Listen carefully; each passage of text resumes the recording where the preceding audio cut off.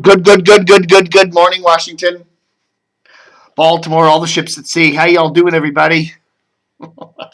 Hey, how you doing? Hi, how you doing, everybody? So today we're just looking at. I'm getting a lot of feedback on our coverage yesterday of the Snowmageddon or the Storm Saturn or whatever you want to call it. I think one of the things that's missing in local meteorology and local weather forecasting sometimes is common sense. Stick your head out of the window sometime. Look out the window. One of my friends says, one of the things that a lot of these meteorologists forget to do is just to look out the window. On a day before snowfall, you get a certain feeling. There's a the air feels a certain way. You get a rise in the humidity. You feel that kind of clammy cold. You can kind of sense, it feels like snow's coming. You just feel it. It gets kind of gray. So the day before the big snow on Tuesday, I'm walking around at 4 o'clock on Tuesday. It's basically sunny. It's in the low 50s.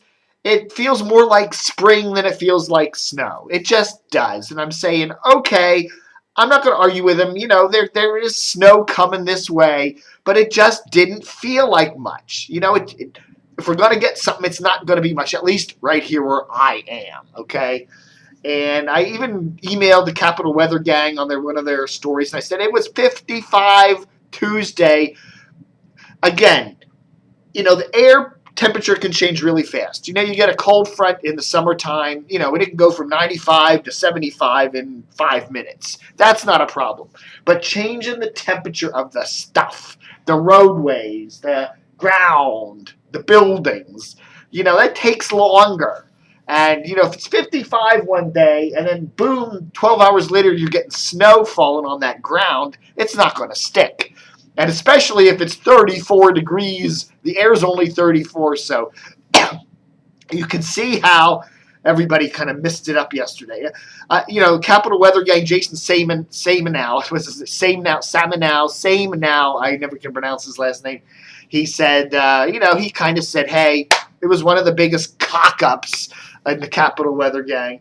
And you're looking at a lot of other weather people. I was listening to Jim Cantori this morning talking to Tony Kornheiser on ESPN 980 and kind of saying the same thing. Here was Jim Cantori down there for the Weather Channel on the mall yesterday, and they barely got, a couple of it was all rain pretty much. So it was kind of humiliating. Now, the guys that went out to Front Royal and Winchester and Harrisonburg and Strasburg and places like that, yeah, they got a foot of snow out there. But, again, what I see, and and it's kind of the lifeblood. I know I'm a blogger. I blog. I raise money on my website and all this other stuff. And yes, the more traffic you get, the more money you make. You can sell your ads at a higher price. Those Google ads that are up there, they are actually the more traffic, the more money you make.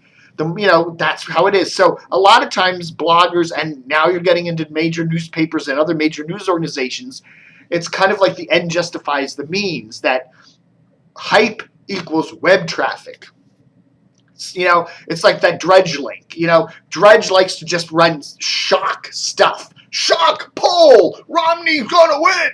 And it's like, what? And then it's some crazy, stupid little poll that nobody believes. But it's headline because he knows it's going to get a lot of traffic. Whether it's accurate, whether it's in context, it doesn't matter.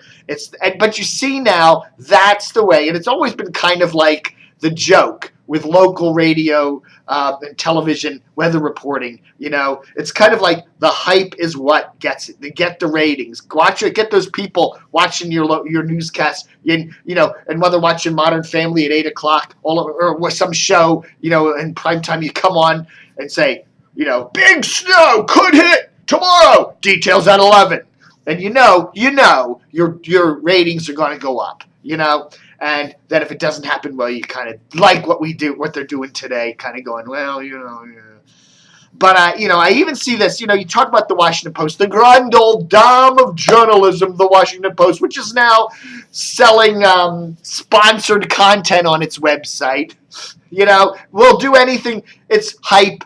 It's web traffic. That's what pays the bills. If it's wrong, we'll deal with it later. And that's kind of how I see a lot of people doing this today. And even if I think a lot of these TV weathermen, and I did get a really nice email from one of them this morning, and I won't say who because he said, please keep it just between you and me. But he said, you kind of get the impression they know, but, they're being pressured by their stations to kind of really hype things because the ratings are what's important.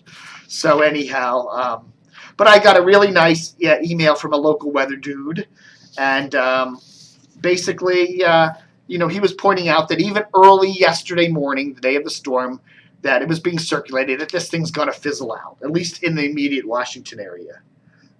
But he does say, you do a great job, Dave. You are the source of radio and TV news in the market, the go-to guy. That's very nice. I kind of choke up a little bit when I see that. Oh. But anyhow, so when we do analyze the local radio ratings, or not radio ratings, I'm sure WTOP did just fine with yesterday's storm. We'll know that in a couple weeks. But the TV ratings, which give you the overnights, Channel 4 easily dominated, as they always do. The 2554 demo, they were ahead in, I think, just about every demographic. 4 a.m., 5 a.m., 6 a.m., 4 p.m., 5 p.m., 6 p.m., 11 p.m. Channel 5 also does fairly well. They led at 4:30 a.m., and they're usually in second place on a lot of it, leaving channels 7 and 9 to kind of battle it out for the bottom there. But so there, what the heck? What's my advice? This always happens. It always happens. And it just so happened that it's that first big snowstorm of the season that the TV people go all crazy for. And it just so happened that because this has been a really lousy year for snow in D.C., that first big snowstorm happened in middle of March, or early March. But, par for the course. Everyone's going to say, yeah, we bungled it. We'll try to do better next time. But you just bet, when those thunderstorms come a-rolling, when those tornado warnings come a-rolling this summer, when the next derecho comes approaching, when that hurricane comes up the coast back in August or September, and the next snowstorm comes next November or December, the hype machine is going to go out there in full swing because that's what happens. That's how it works, baby. But, so, I don't know. What is that going to change? Nothing's going to change that, you see that again all throughout the internet. It's hype translates into traffic, which translates into money. And it's the same thing in television and radio. That translates, hype translates into ratings. But again, when you hype something that doesn't materialize, like what happens in weather, you get burned, and you get burned badly.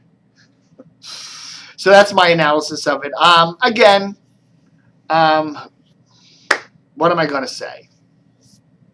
And the opposite is true too. If the hype, if there's not enough hype and then it gets worse, everyone's going to say, well, you merely blew that one. And then you put people in danger. If you don't hype something and then it gets really bad and life-threatening. Remember that thunder snow back in late January of 2011? That was one of it started snowing at about 4 or 5 o'clock, and by 8 o'clock, there was like 7, 8 inches on the ground. I mean, it was the most intense snowfall I can ever remember. Just intense, heavy, wet snow. And people were coming home from work thinking, okay, it's just going to be a garden variety little snow event, and they were stuck. I mean, you remember people stuck on the Dulles Toll Road and the Beltway and GW Parkway. They abandoned their cars because it was so bad. And in that respect, you can say, okay, the media underplayed this. And people's lives were literally in danger because of that. So I guess if you gotta err on the side of overhyped to underhype, overhype's probably better. But you will get burned, baby, burned. All right, folks, that's my Dave TV for today. The 7th of March, 2013, and a whole nother day out there. beautiful. It's kind of pushing up into the upper 40s today. Sun's out.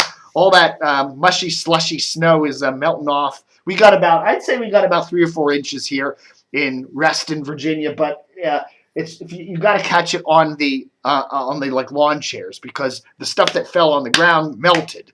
So there was only about an inch of slushy snow on the ground.